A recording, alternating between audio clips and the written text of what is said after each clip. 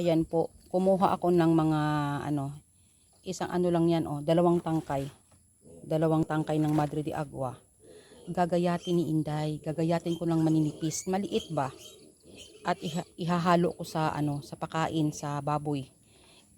Subukan ko kung kakain sila. Nagayat na ni Inday. Susubukan ko ngayon. Susubukan kong haluan ng ano, ng ipa ng mais. Unti-untiin lang ni Inday. Trial and error ba? Pero imposible hindi sila kakain yan.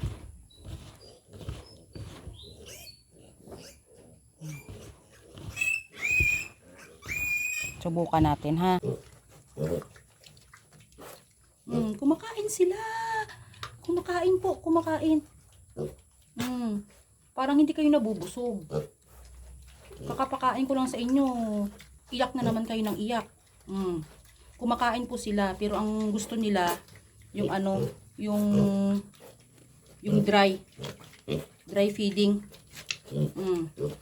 Yan, thank you Lord.